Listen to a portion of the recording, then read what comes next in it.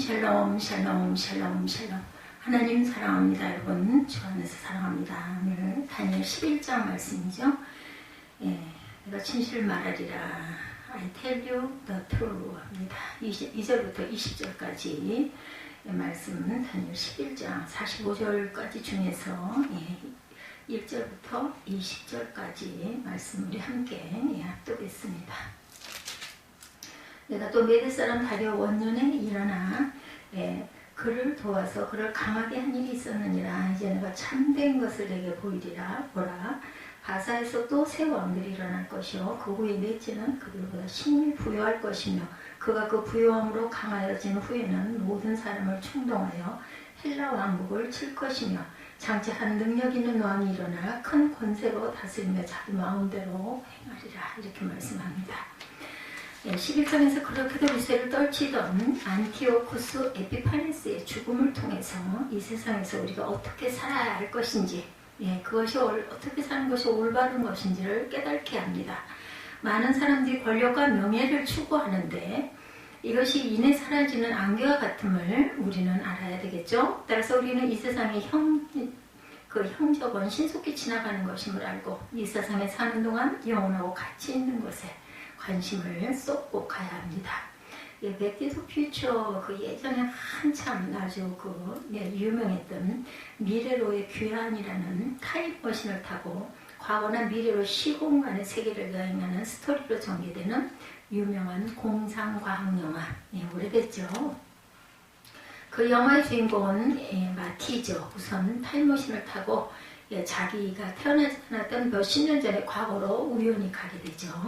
그렇지만 거기 도착한 후에 다시 현재로 돌아오기 위해서 타임머신을 다시 작동시킬 수가 있어야 했는데 그가 찾아갔던 과거의 시점에는 거기에 필요한 엄청난 고압의 전기를 얻을 길이 없었어요. 바로 그때 마티는 자기가 타임머신을 타고 과거로 오기 직전에 자기 여자친구의 전화번호를 적어놓았던 광고 전단을 보다가 기가 막힌 사실을 착안합니다. 그 종이 뒷면이 바로 그 마을에 있던 큰 시계탑에 과거 어느 날 몇 분에 벼락이 떨어져서 그것을 망가뜨렸다는 기사가 실렸었는데 그 시각이 지금 과거로 돌아온 마티에게는 아직 하루 뒤의 미래였다는 거죠. 그래서 마티는 그 괴상한 과학자의 도움을 받아가지고 그 벼락이 떨어지게 되어 있는 시계탑에 전기줄을 연결하여서 벼락이 떨어지는 바로 그 순간 정확하게 자기 타임머신이 그 고압의 전류가 흐르도록 함으로 마침내 현재의 세계로 돌아오게 되는 내용. 저도 잊어버려서 하도 오래돼가지고 엄청나게 허무맹랑한 픽션이기는 하지만 사람이 만일 미래에 일어날 일을 정확하게 알 수만 있다면 그 얼마나 신나고 멋있는 일을 할 수 있는지 이런 것에 대한 공상, 과학이죠. 하지만 그런 허구의 영화 스토리와는 달리 초인과학적인 체험을 실제로 해본 사람, 그들이 바로 오늘 본문에 기록된 다니엘서의 말씀을 읽고 그 예언 그대로 자기 주변의 역사가 조금도 틀림없이 하나하나 이루어져가는 것을 목도했던 유대인들입니다. 예수님께서 초림하시기 이전 몇백 년에 걸쳐 유대인들은 급변하는 주변 정세에 휩쓸려 그야말로 고래 싸움에 새우등이 터지는 꼴이 됐어요.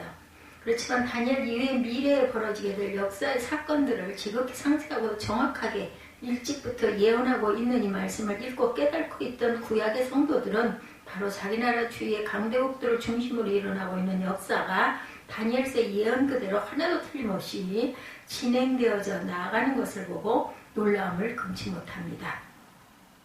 하나님의 말씀은 이처럼 정확하게 미래의 사실을 우리에게 미리 예언해 줌으로써 당신의 말씀이 정한 무오함을 다시 한번 증명해 주시는 동시에 또한 성도들로 하여금 세상의 혼란한 역사 속에서도 하나님의 주권적 섭리를 의심 없이 믿고 의지하며 살 수 있도록 만들어 주신 거죠. 바로 그런 이유로 해서 본문 2절 상반절에서 하나님께서는 다니엘에게 이제 내가 참된 것을 내게 보이리라 말씀하셨어요.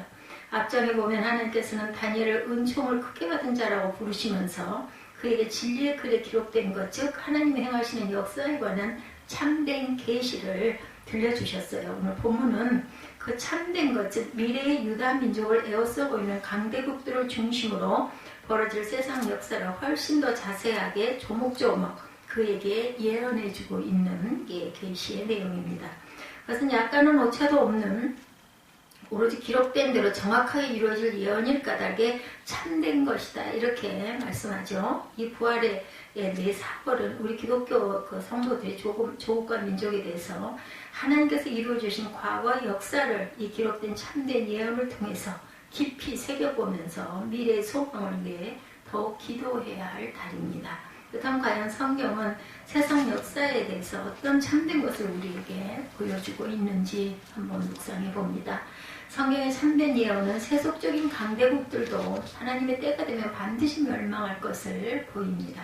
이것이 본문 2절과 4절에 기록된 내용인데 거기 예언하기를 이제 내가 참된 것을 내게 보이리라. 보라 바사에서도 새 왕이 일어날 것이요 그 후에 넷째는 그들보다 심히 부요할 것이며 그가 그 부요함으로 강하여진 후에는 모든 사람을 격동시켜 헬라국을 칠 것이며 장차 능력 있는 왕이 일어나 큰 권세로 다스리며 임의로 행하리라.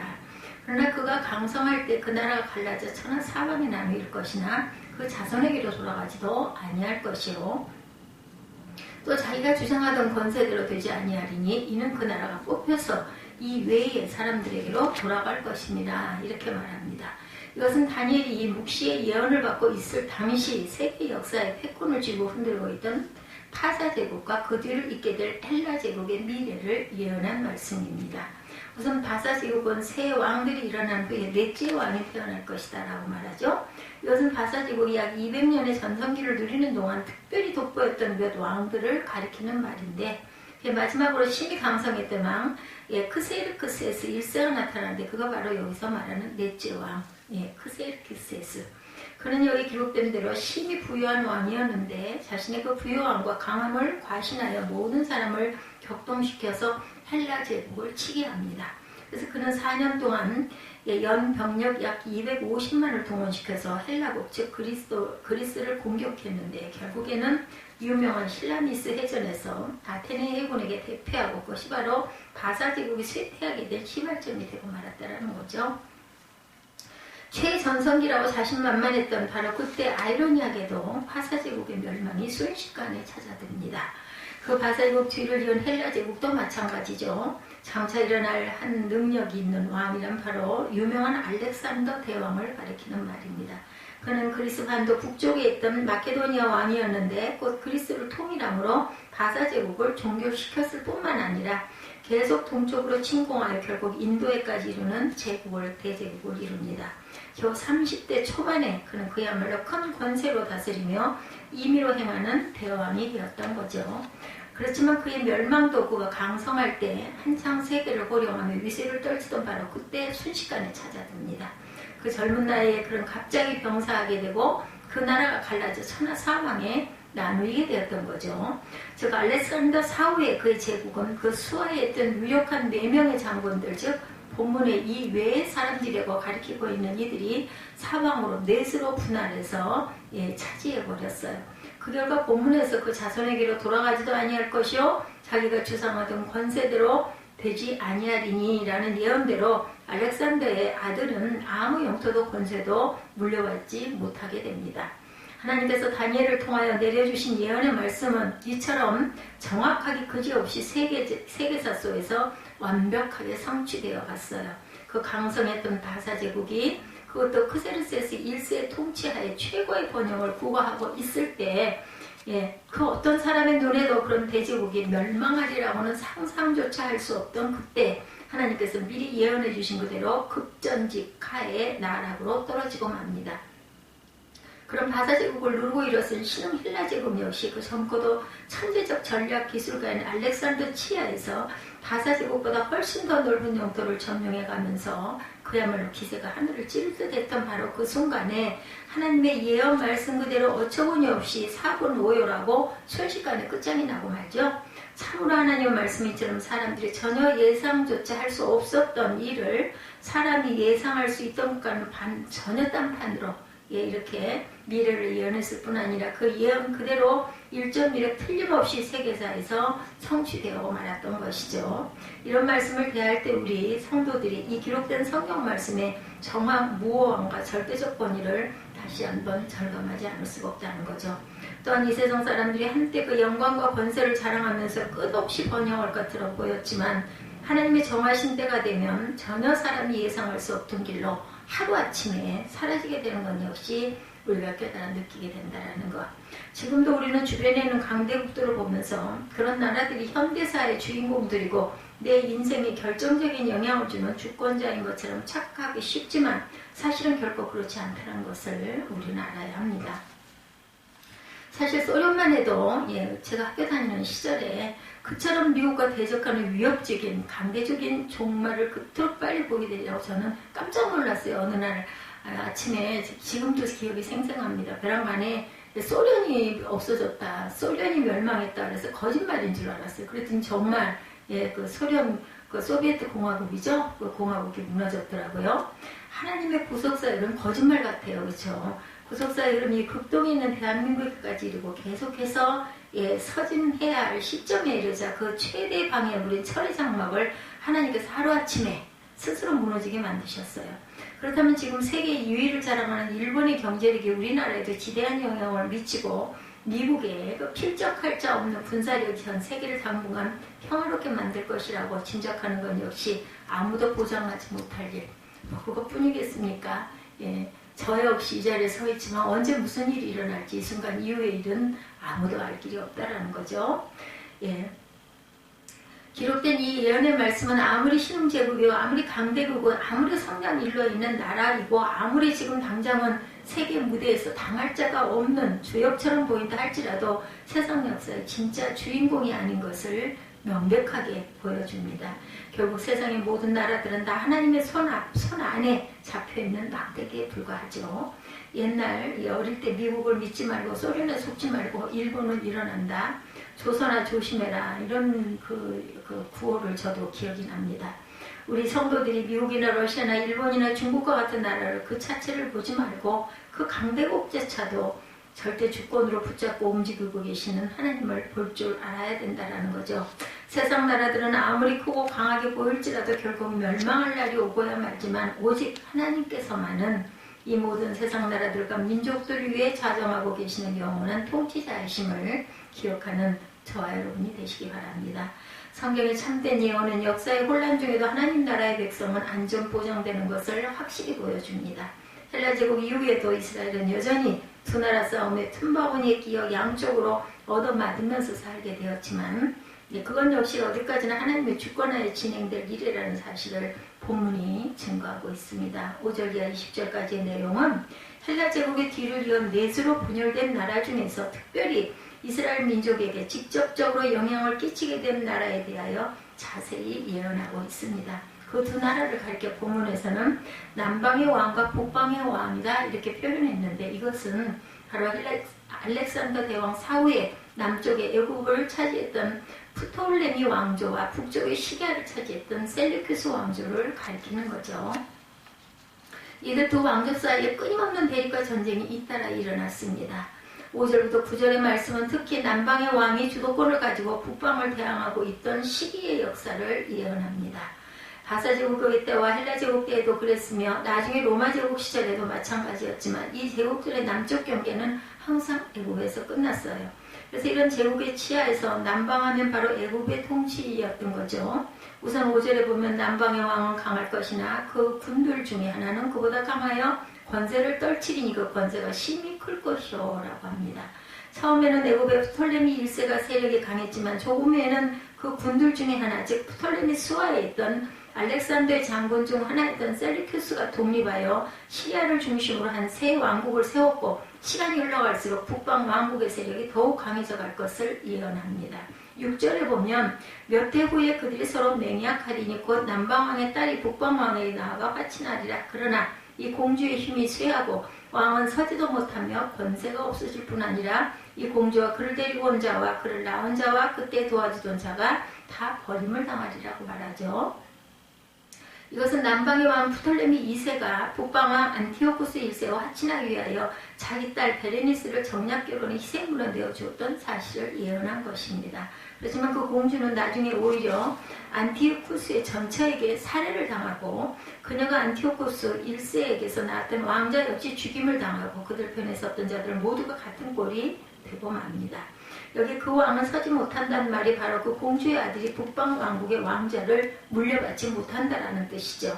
결과적으로 그 공주와 왕자뿐 아니라 그를 낳은 자 즉 친정아버지까지 철저히 버림을 당한 정략 결혼까지 했음에도 불구하고 사돈 쪽으로부터 철저히 배신을 당하는 꼴을 당하게 되죠. 이어지는 7절 이하의 말씀은 이런 사건으로 인하여 남방왕조와 북방왕조 간에 서로가 복수의 복수를 거듭하는 끝없는 전쟁이 시작됨을 보여줍니다.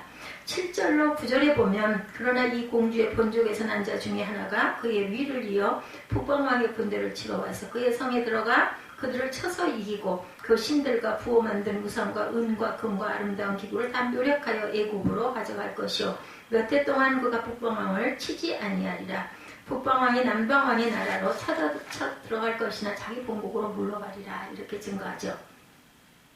공주의 본족에게서 난 자 중 하나 즉 베레니스 공주의 남동생인 프톨레미 3세가 남방왕조의 왕이 된 후에 자기 누나의 복수를 하기 위해 북방왕국 시리아로 침공해갔고 그 결과 대승을 거두고 많은 전리품들을 거두어 갑니다.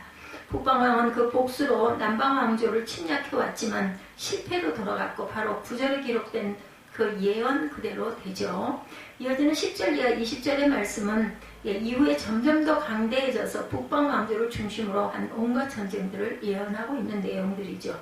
바사, 헬라, 로마 제국에 이르기까지 모든 제국이 동서로는 많이 확장되었지만 북쪽으로는 역시 시리아가 한계점이었어요. 알메니안과 코카서스 산맥이라는 천연적인 지형 방해물로 인해서 그 이상은 올라갈 수가 없었기 때문이었고 그래서 당시에 남방하면 애굽이었던 것과 마찬가지로 북방하면 바로 시리아를 가리키는 것이었죠.